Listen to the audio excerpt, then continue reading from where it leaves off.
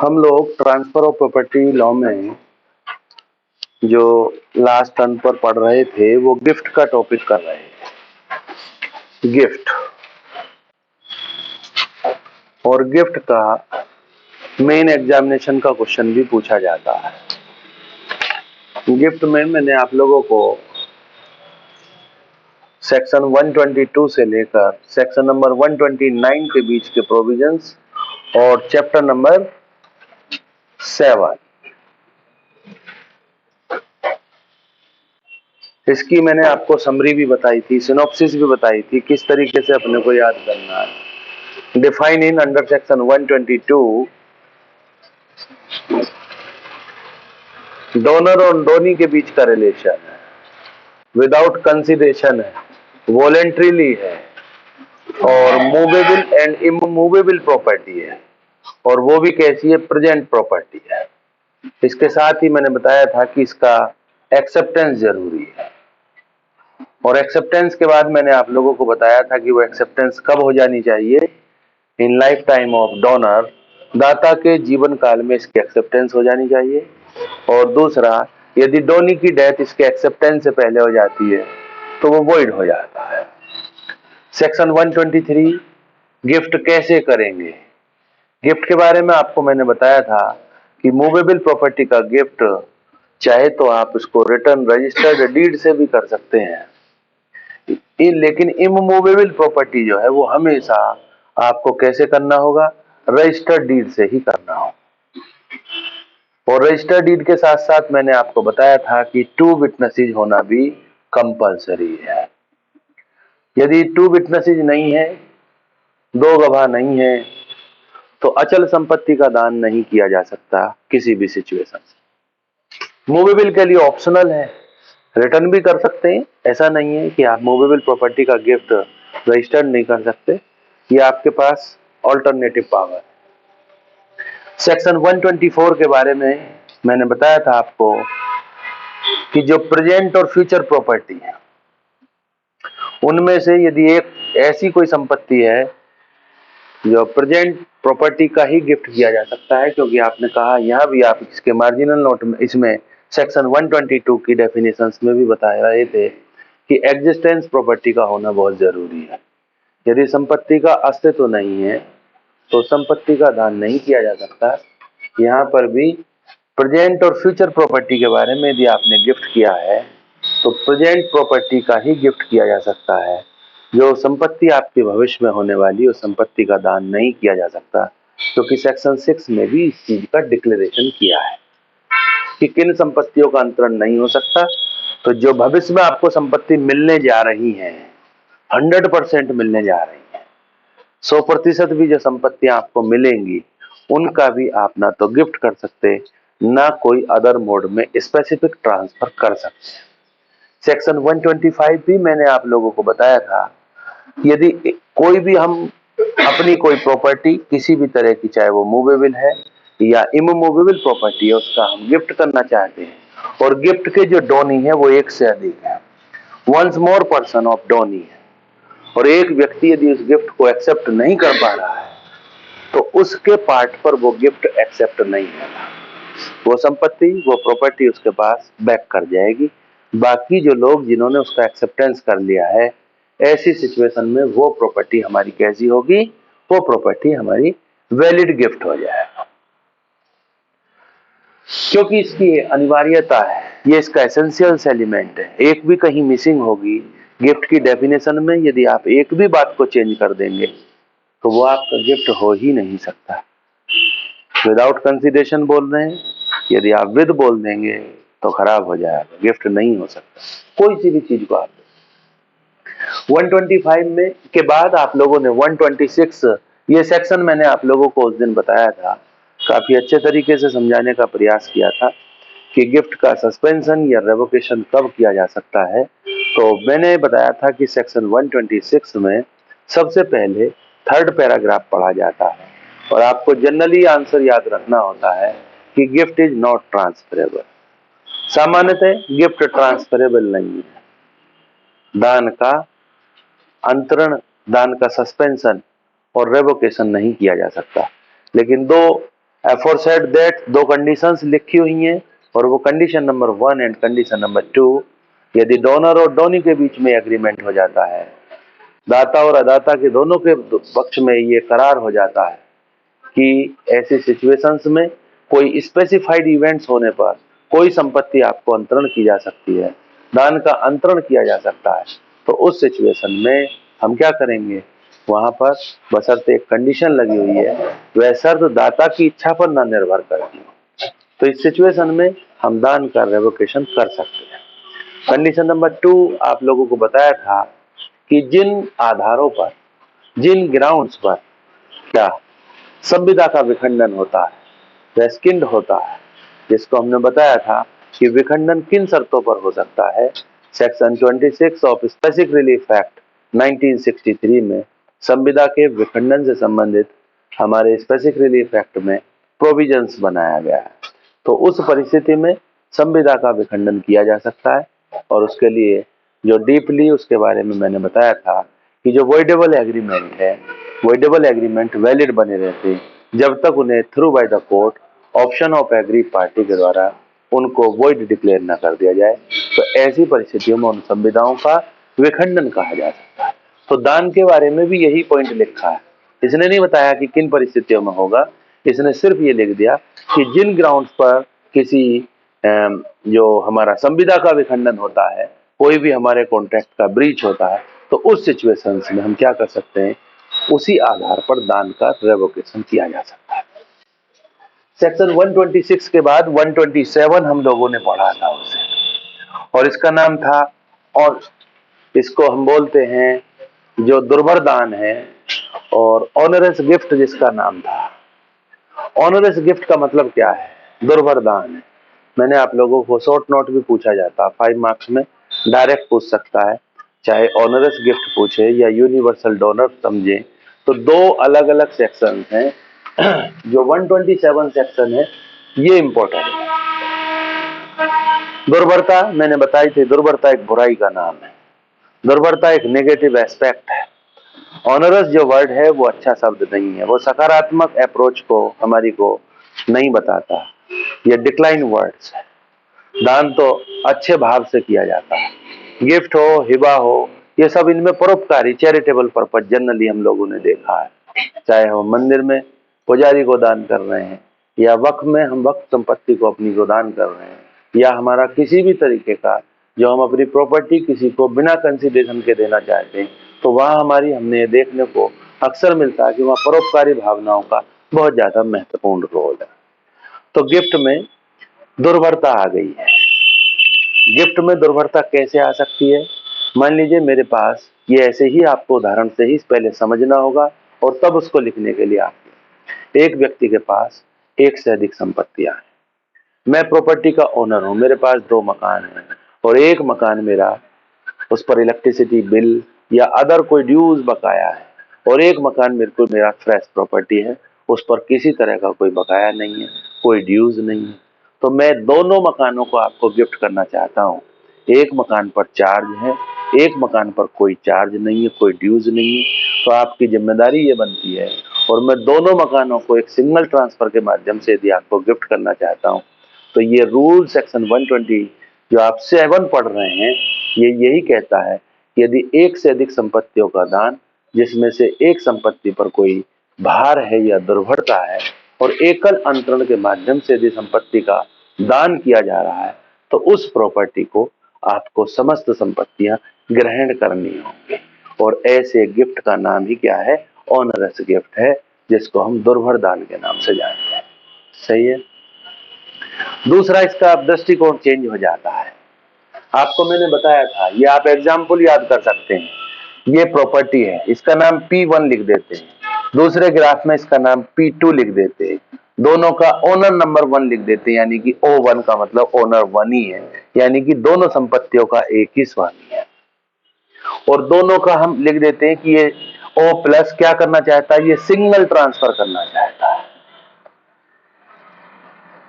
और एक प्रॉपर्टी पर हम क्या दिखा देते हैं, एक प्रॉपर्टी पर इस डायग्राम के माध्यम से हम ये बताने का प्रयास कर रहे हैं कि ये भारित संपत्ति है, ओनरस है, और एक प्रॉपर्टी पर हम इस तरह का कवच का, ये मात्र एक सिंबॉलिक है, सिर्फ दर्शाने के लिए है।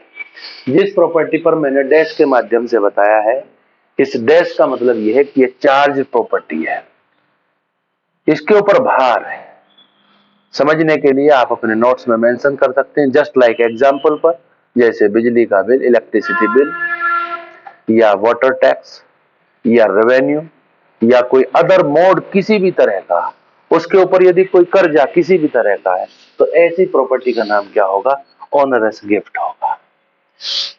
क्या कर रहा है ओवन? सिंगल ट्रांसफर, एकल अंतरण करना चाहता है। तो ऐसी स्थिति में जो उसका डोनी होगा, उस डोनी की जिम्मेदारी बनती है कि आपको दोनों संपत्ति ग्रहण करनी होंगी, इनकी एक्सेप्टेंस करनी होगी। इसके लिए मैं भी बाउंड है, आप बाउंड है। डोनी ये नहीं कह सकता कि मुझे ये संपत्ति नहीं चाहिए। डोनी को दोनों ही संपत्तियों का दान ग्रहण करना होगा, या दोनों ही संपत्ति क्या होनी होगी? छोड़नी होंगी। छोड़नी होंगी तो गिफ्ट होगा ही नहीं, इसलिए उसका नाम ऑनरस गिफ्ट कह ही नहीं सकते, फिर तो वो संपत्ति एज इट इज रह जाएंगी। तो एक्सेप्टेंस में ये उसके ऊपर बाउंडेशंस दी गई है। हाँ, एकल ट्रांसफर सही है, सिंगल ट्रांसफर है। अब जस्ट इसका दूसरा बना देते हैं एग्जाम्पल, दोनों को एक साथ सिंगल डीड पे। सिंगल ट्रांसफर का मतलब सिंगल डीड पे, मैं अपने 50 बीघे बेचूं या 50 बीघे में से 1 बीघे बेचूं। हाँ, ये मेरे पास 50 बीघा जमीन है, 50 में से मैं एक सेल करना चाहता हूँ, एक तो मैं बेचना चाहता हूँ, एक तो मैं बेचना चाहता हूँ, एक तो मैं 3 बीघा बेचना चाहता हूँ, 3 आदमियों। ये डिफरेंट डिफरेंट ट्रांसफर है? नहीं, ये ज्वाइंट ट्रांसफर थोड़ी ना है। मैं दोनों मकानों को आपको अंतरण करना चाहता हूँ एक ही डीड से, इसका नाम सिंगल ट्रांसफर है। सही है। दूसरा, हाँ जब भी तो कह रहा हूँ एकल अंतरण। एकल अंतरण का मतलब, सिंगल ट्रांसफर का मतलब ही है कि एक ही अंतरण है, अंतरण डिफर नहीं है। अब एग्जांपल चेंज करते हैं, यही सेम वाली सिचुएशन है, बस इसमें से ये हटा देते हैं, इसको सिंगल ट्रांसफर का नाम रख देते हैं डिफरेंट, सेपरेटली ट्रांसफर कह दो इसको।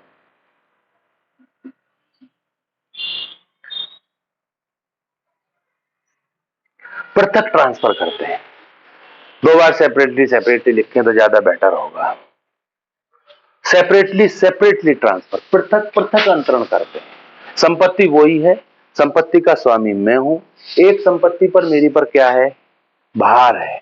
एक संपत्ति पर कोई भार नहीं है। दोनों ही संपत्तियों का अंतरण करना चाहता हूं, लेकिन दोनों के अंतरण के लिए मैं आपको इस मकान का जब अंतरण कर रहा हूं, ये अलग ट्रांसफर है, और इस मकान का जब ट्रांसफर करना चाह रहा हूं, इसका अलग ट्रांसफर है।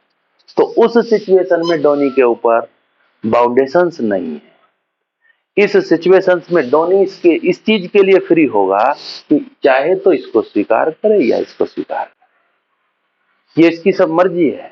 अब सेपरेटली ट्रांसफर है, तो सेपरेटली ट्रांसफर में कोई भी उसके ऊपर ऐसी कोई बाउंडेशंस नहीं है, चाहे उसे ले या ना ले, तो ऐसे ट्रांसफर को किया जा सकता है। दोनों बातें अलग हो गई। एक तीसरा पैराग्राफ और लिखा हुआ उसमें, डिस्क्वालीफाई पर्सन के लिए है ऑनरस गिफ्ट।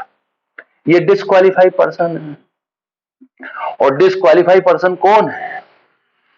आपने सेक्शन 11 कॉन्टेक्ट में इसके साथ, इस वर्ड के साथ, यही हमारा कंसेप्ट लिखने के लिए है।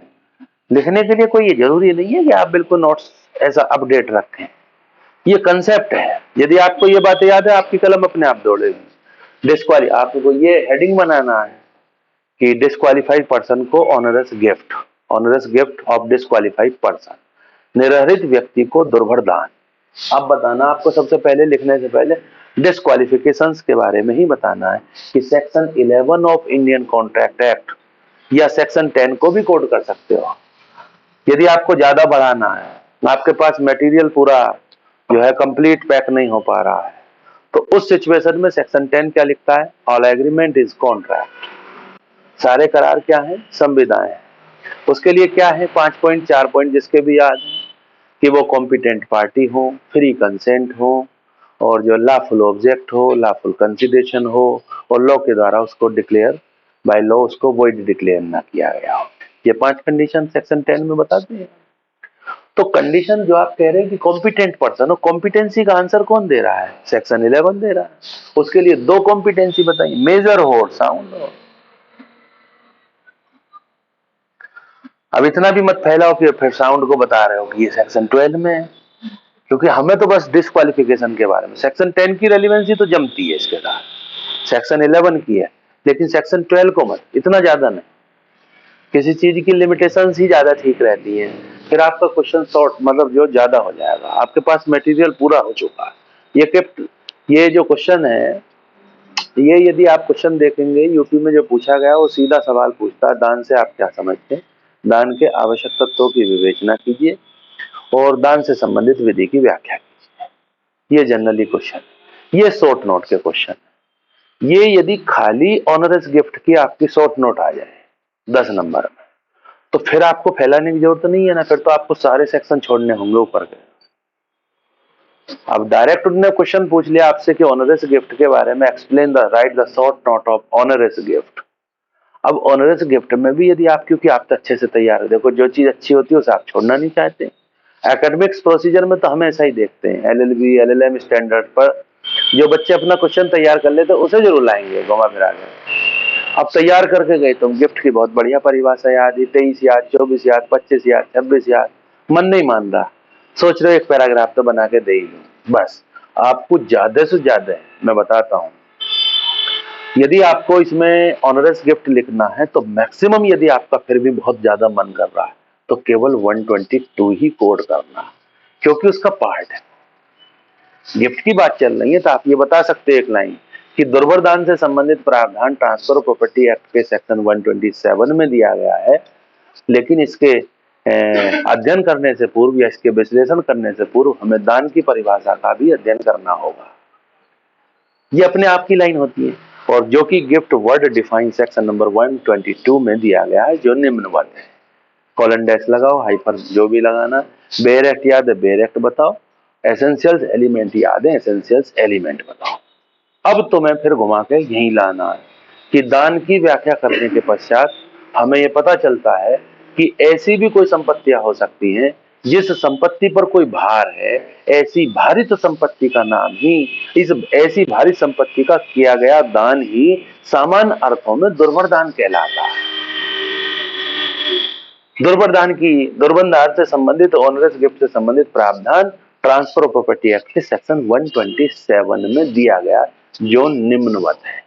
अब आपका ऑनरस गिफ्ट में ये एक पैराग्राफ की कहानी है, ये आधे पेज की कहानी नहीं है, क्योंकि ऑनरस गिफ्ट में ऑनरस गिफ्ट पे ज्यादा फोकस करना है, वरना टीचर समझ जाएगा भाई 122, 3, 4, 5, 6 तुमने लिख मारा और लास्ट में 27 पे भी इतना ही लिख रखा है, 127 डाला और उसमें भी 10 लाइन लिख रखी है, तो वहां तुम्हारे बारे में उसका बैड इंप्रेशन जाएगा। ये कोई चीज बताता नहीं है कहीं भी। बच्चे तो जैसे मैं जानता हूं यही चीज आती थी और ऐसे ही हम भी लिख देते थे, लिया ऊपर से और नीचे चालू। ये अध्ययन की पद्धति हम लोगों को किसने खराब करी? गाइड ने खराब करी। ये अध्ययन की पद्धति जो हमारी स्टडी, जो हम लोगों ने, जब पहला प्री बच्चे का अपनी मेहनत से करने के बाद होता है, तो पहले मेंस को जब उसके पास समय 40 दिन ही होते हैं, तो लास्ट टाइम पे टीचर साथ नहीं देते हैं और बच्चा क्या करता है, बाजार से कोई बसंती लाल बावेल की गाइड लाता, कोई अवतार सिंह की गाइड लाता, और गाइड में कैसे दे रखे हैं क्वेश्चन, वो इसी पैटर्न पे दे रखे हैं, वे टॉपिक वाइज है। अवतार सिंह ने तो क्वेश्चन फॉर्म में दिए ही नहीं आंसर, अवतार सिंह तो टॉपिक वाइज है, गिफ्ट का टॉपिक देगा और गिफ्ट पे लिख देगा क्वेश्चन, लास्ट में लिखने के बाद 5 सवाल लिख देगा, यूपी पीसीएस 2003, 2006, 2012 ये सवाल आया, ये आया। तो इसमें बच्चों का दोष नहीं है, इसमें स्टूडेंट का क्या दोष है? स्टूडेंट, कोई किसी ने लिखना ही नहीं सिखाया, सवाल इसका आ जाए तो इसको कैसे लिखें, ये आ जाए तो इसको कैसे लिखें, कोई बताता ही नहीं। सब पूरे वर्ष भर प्रारंभिक परीक्षा की तैयारी कराते रहते हैं और बच्चों का करेज भी प्री से ही होता है। बच्चे प्री पढ़ के टेस्ट सीरीज चलाओ तो प्री में जो 100 में से 90 आ रहे हैं, अपने आप में ही बच्चे कॉन्फिडेंस में रहते हैं। बच्चे राइटिंग स्किल पर क्वेश्चन को ड्राफ्ट करने से बहुत ज्यादा परेशानियां जो हमने देखी हैं, ये मैं आप लोगों को सही बता रहा हूं कि ये वास्तव में ऑनरस गिफ्ट जैसे क्वेश्चन बच्चों के लिए बहुत ही सिंपल है, इजी है। दो बातें इसमें बहुत ज्यादा दिक्कत आती है कि ऑनरस गिफ्ट और यूनिवर्सल डोनर जहां आएगा, ज्यादातर बच्चे पहले यूनिवर्सल डोनर लिख देंगे, फिर उसे काटेंगे और काट के फिर ऑनरस गिफ्ट लिखा, या नाम गिफ्ट वही पेपर में तो दिया onerous gift, onerous gift heading डाला हुआ है, कंटेंट दे रहे हैं यूनिवर्सल डोनर। ये कुछ मिलती जुलती चीजें हमेशा बहुत परेशान करती है, जहां पर हम किसी चीज को नहीं समझते थे हिंदी वालों के लिए गलत हो जाती है। इंग्लिश में तो चलो भाई लोग जानते हैं, पहले से पढ़ा रहे हैं। ऑनरस, ऑनरस का मतलब क्या होता है वे तो समझ गए भाव से, लेकिन हिंदी वालों की तो ना तो हिंदी ठीक है ना इंग्लिश बेचारों की ठीक है। दिक्कत ये होती है ना, उन्हें दुर्भरता का मतलब, अब ये शब्द टिपिकल है हिंदी में, अब दुर्भरता कोई संधि समास ये लोग पढ़ते नहीं है भाई। जैसे जैसे ज्ञान की पद्धति विकास का क्रम चलता है तो बच्चे अपनी हिंदी को मूल को छोड़ देते हैं। ऐसा कौन सा स्टूडेंट है जो यूपी बोर्ड से पढ़ा हो और उसने संज्ञा सर्वनाम विश्लेषण ये चीज ना जानते हो। लेकिन आप जानते हो विस्मय बोधक क्या होता है, भूल चुके हैं आप। एपोस्ट्रोफी के मतलब क्या होते हैं, कोलन डैश का मतलब क्या है, ये सारी चीज हिंदी में पढ़ी थी हमने लेकिन भूल गए। इसका मतलब क्या है, हमने अपनी हिंदी भी ठीक नहीं रखी। बच्चे पढ़ने के साथ साथ अपने विकास के उस क्रम को भूल जाते हैं, और इतना जबरदस्त वर्तनी दोष है हिंदी वालों का, यदि काश वो तो टीचर को ही हिंदी नहीं आती। रियलिटी तो ये है कि जो कॉपी चेक कर रहा है उसे बहुत बढ़िया हिंदी नहीं आती। नहीं, वर्तनी के आधार पर बहुत से लोगों की तो कॉपियों में जो उसमें लिखा होता है मेंस एग्जाम में कि 10% नंबरों की कटौती वर्तनी दोष के आधार पर हो सकती है। हमारे एक सर थे, फिर वे वर्तनी दोष पर बहुत ध्यान था उनका, यूपीएससी की तैयारी करी जनरल नॉलेज के टीचर ने, तो वे थे एलएलबी भी, तो कैसे क्वेश्चन लिख के दिखावे, तो उन्हें लॉ का तो ज्यादा पता नहीं था, मात्राओं को छोटा ऊ टू बड़ा ऊ, अंक की बिंदी कहाँ रखनी है, दो ओ, हमें आज तक हम खुद भूल गए इन चीजों के लिए। हमें डे रण खाली का भेद ही नहीं पता है आज तक। हमने तो सब कुछ जो मिला वो डे ही कह दी उसे। अने खाली आती है, अने खाली कई तरह की है ना, बहुत सारी चीजें ऐसी हैं। बिंदी भी इसके नीचे कहाँ रखी, एक शब्द ऐसा जिसके नीचे बिंदी, एक शब्द के नीचे बिंदी नहीं है। अंगा कैसा है, ये सारी चीज बहुत ज्यादा है, मतलब हालांकि ये कोई नहीं है समझाने की बात। मेरा प्रश्न सिर्फ यहाँ ये है कि दुर्भरता और जो नेक्स्ट सेक्शन आप पढ़ने जा रहे हैं उन दोनों में मिक्सअप नहीं होना चाहिए। वो कैसे रोकना, ये आपको अपनी कंट्रोलिंग कमांड रखनी है, ये आपको रोकनी है। हमने तो सीपीसी की डिग्री की परिभाषा के अंतर्गत ये बात बताई आपको कि किसी को जाति से निष्कासित करोगे तो वो सिविल राइट माना जाता है, वो सिविल नेचर का सूट माना जाता है। अब तुम कहो जी तुमने बताया था जाति से भोज आमंत्रण करने का, जाति जाति बोल रहे हैं भैया, पूरी बात नहीं सुनी ना तुमने। भोले भोले तुम हो, भोले आप हैं, भोले हम नहीं है। तो कंफ्यूजन पेपर में बैठ के होना स्वाभाविक है, इस बात को आप सोच लो। तो ऐसी चीजों के लिए अपने कहीं ना कहीं किसी ना किसी पॉइंट पे 100% कर देना चाहिए कि कभी जिंदगी में गलत। तो दुर्वरता पे तो इतना लेक्चर हो गया, आप लोग मुझे लगता है कि जिन्होंने लेक्चर सुना है वो कभी ऑनरस पे अपना क्वेश्चन का आंसर गलत नहीं करेंगे। तो बात ये चल रही थी कि यदि सेपरेटली ट्रांसफर है तो ये ऑप्शन हो गया था, ये ऑप्शनल है। अब वो चाहे तो इसे ले या ना ले, इसे लेने में तो कोई प्रॉब्लम ही नहीं है, जो फ्रेश है बात तो इसकी आ रही है सारी, तो इसको छोड़ भी सकता है। तीसरा क्वेश्चन डिस्क्वालिफिकेशन के बारे में बताया था, यहाँ मेजर होना चाहिए, साउंड होना चाहिए। और मान लीजिए मैं माइनर हूँ और मेरे फेवर में आपने गिफ्ट कर दिया था और वो गिफ्टेड प्रॉपर्टी जो है वो ऑनरस गिफ्ट की प्रॉपर्टी थी, तो तब मेरी चॉइस है आफ्टर द मेजर। जब मैं मेजर हो जाता हूँ और मुझे पता भी चल जाता है कि इस मकान पर कोई ऑनरस है, उस पर कोई दुर्भरता है, और उसके बाद भी यदि मैं उसको एक्सेप्ट करता हूँ तो तब मैं भी बाउंड होऊंगा उसी तरीके से जैसे किसी मेजर का गिफ्ट किया गया था। यही इसमें एक तकनीकी बात है और कुछ भी नहीं है। यानी कि आपकी जिम्मेदारी क्या बन जाती है कि जैसे ही आप मेजर होने जा रहे हैं, जैसे ही आप मेजर हो गए हैं और आपको ये जानकारी हो जाती है, क्योंकि जानकारी भले ही आपको पहले भी हो लेकिन उसके लीगली कंसिक्वेंस की जानकारी नहीं थी आपको। माइनर के साथ एग्रीमेंट करोगे तो एब इनिशियो वॉइड ही होता है ना, तो इसको कोर्ट भी, हमारा लॉ जुडिशियल सिस्टम भी ये मानकर चल रहा है कि ये वॉइड था।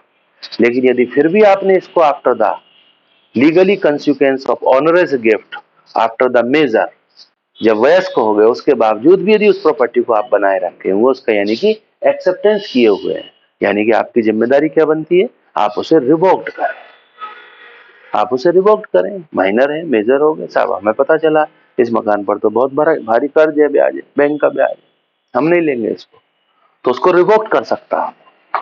और यदि आप उसको एक्सेप्ट किए हुए तो तब वो रिवोक्ड नहीं किया जा सकता। तो ये 3 पैराग्राफ में विद एग्जाम्पल आप लिखें, तीनों के सेपरेटली सेपरेटली अपने एग्जाम्पल, चाहे घर पर बनाए चाहे अपने एग्जाम भवन में। ऐसी चीजें कॉमन सेंस की हमने कभी नहीं सोचा, हमने तो वहीं हाथों हाथ नया तैयार किया अपना एग्जाम्पल, ऐसे ही डायग्राम बनाए, यही चित्रों के माध्यम से भाव देने की कोशिश करी और फिर लिखा, यही डायग्राम एग्जाम में इसी तरीके से, भाई ये 2 प्रॉपर्टी है, ये एक ओनर है, इनको और स्पष्ट कर दिया थोड़ा सा, क्योंकि वो ना समझेगा एग्जाम में P1 कौन है। इन सब चीजों को हमने खोला कि प्रॉपर्टी 1 है, संपत्ति 1, संपत्ति 2, ये स्वामी है, ऐसी संपत्ति पर चित्र बना के ये दुर्भर संपत्ति है, ये फ्रेश प्रॉपर्टी है, ये बिना दुर्भर की संपत्ति है। ऐसे चित्र बनाने के बाद तो टीचर का हमें ऐसा महसूस होता है कि उसका मन खुश हो जाता है। वो सोचता है कि भाई ऐसा भी ना कि भाई बहुत बुरे चित्र बनाओ, देखने में भी समझने में भी ना है, तो थोड़ा सा है ये भी ना है कि न बहुत से बच्चे पैमाने से बना रहे हैं इनके भी बॉक्स, ये भी कोई मतलब नहीं है। चलते चलते लिखते लिखते 1 मिनट की बात, फिर आपको लिखने में बहुत मजा आएगा, ऊपर डायग्राम बना हुआ, इसे आप यूं ही लिख देंगे। तो ये बिल्कुल ऐसी चीज है, ठीक है। ऑनरस गिफ्ट का मामला खत्म हुआ और सेक्शन 127 हम लोगों ने पढ़ लिया, और 127 के बाद अब जो नेक्स्ट सेक्शन बचा है वो लास्ट सेक्शन है गिफ्ट का। और गिफ्ट के लास्ट सेक्शन में जो बताना है उसका नाम यूनिवर्सल डोनर है, सर्वस डोनी है, क्या है, सर्वस अदाता, यूनिवर्सल डोनी। ये यूनिवर्सल बहुत वर्ड आता है, डिफरेंट डिफरेंट वर्ड में आप इसको यूज करते हैं, यूनिवर्सल डोनी है। हिंदी में इसका नाम लिखा है सर्वस्व अदाता। अदाता को तो आप जान ही रहे, डोनी है लेने वाला है, दाता देने वाला है। गॉड की तुलना भी हम दाता से ही करते हैं, गिफ्टेड, जो गॉड भगवान है, ईश्वरीय संपत्ति, जितनी भी हम सब लोगों को मान सम्मान यश हानि कीर्ति, ये भी हम सब लोग यही मान के चलते हैं, गॉड गिफ्टेड है। तो बहुत से लोग तुमने देखे होंगे पूजा करते करते कोई भी, वो अक्सर कहते हैं रे दाता, तो वो यही इसका मीनिंग है, दाता देने वाला। उस रिचुअल्स फॉर्म में जो दाता का मीनिंग है वो गॉड से है, यहाँ पर लेकिन ये नहीं है, यहाँ पर तो हम प्रॉपर्टी के बारे में पढ़ रहे हैं। तो अदाता लेने वाला है, और सर्वस्व भी क्या होता है, सब कुछ। सर्वस्व का मतलब है सब कुछ, सर्वस्व का मतलब है जो किसी के पास, जो देने वाले व्यक्ति के पास कुछ नहीं बचा है, अपनी समस्त चल और अचल संपत्तियों का दान। आपने देखा होगा बहुत से लोग अपनी समस्त संपत्तियों का दान कर देते हैं। सन्यास क्या है, सन्यास क्या है, गौतम बुद्ध ने क्या किया, अपने राजपाट को सब छोड़ के चले गए, अपने वो क्या थे, यूनिवर्सल डोनर ही तो वे, धोनी नहीं थे, वो यूनिवर्सल डोनर। उन्होंने सब कुछ छोड़ दिया, अपना राजपाट सब कुछ छोड़ दिया। तो सब कुछ छोड़कर जाना, अपना सब कुछ में तो चाहे मेरी कार है, बंगला है, गाड़ी है, जमीन है, तो सब कुछ सौंपने वाले का नाम सर्वस्व दाता है। लेकिन यहाँ प्रोविजन क्या पढ़ने जा रहे हैं हम, यूनिवर्सल डोनी। यूनिवर्सल का मतलब यहाँ पर जनरली आप लोग यूनिवर्सल का मतलब ब्रह्मांड से मानते हैं। आप लोग कहते हैं मिस यूनिवर्स विश्व सुंदरी है, पूरे उसकी सुंदरी है, कहते हैं नहीं। यूनिवर्सल बहुत ऐसा वर्ड है भाई, यूनिवर्सल, आपके बेयर एक्ट भी है यूनिवर्सल लॉ। उसका मतलब जो नाम सब लोग सोचते हैं, अपना टाइटल देना चाहते हैं, वो different copyright and different words, different meanings, उनका सब कुछ अलग है। तो यूनिवर्सल यहाँ पर हम जो इस शब्द को, इस जो वर्ड्स को हम यहाँ पर सिंबल कर रहे हैं, उसका मतलब है सब कुछ। और सब कुछ जो मार्जिनल नोट में लिखा है, सब कुछ ग्रहण करने वाला है। अब तो इसमें ये तो ऑब्वियसली बात है, मार्जिनल नोट से आपका क्वेश्चन सोल्व होने वाला नहीं है, आपको इसमें इमेजिन करनी ही होगी। सर्वस्व अदाता से पहले सर्वस्व दाता के बारे में जरूर सोचना होगा। यूनिवर्सल डोनर के बारे में आपका प्रेजेंटेशन जरूर होगा, अदरवाइज आपके आंसर की नहीं खोलेगी। आप डायरेक्ट समझे कि यूनिवर्सल डोनी के बारे में लिखना स्टार्ट कर दें, नहीं होगा। ऐसा व्यक्ति जिसने अपनी समस्त चल तथा अचल संपत्तियों का दान कर दिया है, ऐसे व्यक्ति को हम सर्वस्व दाता कहते हैं, यूनिवर्सल डोनर कहते हैं। यूनिवर्सल डोनर में भले ही चाहे उसकी किसी संपत्ति पर भार हो या किसी संपत्ति पर भार ना हो, भार का जो मैं शब्द बोल रहा हूं ये मैं बिल्कुल एक डिफरेंट वर्ड का यूज कर रहा हूं। आपने देखा होगा जब भी ये चीज आई है, मैं इस पर एक ऑनरस के मामले में भी मैंने आपको चार्ज वर्ड बोला और यहाँ भी मैं आपको चार्ज वर्ड बोला। मैंने चार्ज आपको भी पढ़ाया नहीं। Charge define in section number 100 of transfer of property act है। भार शब्द की भी परिभाषा थी। मॉर्गेज एंड चार्ज दोनों एक ही चैप्टर में आप लोग पढ़ेंगे। समझ रहे हैं मेरी बात को आप?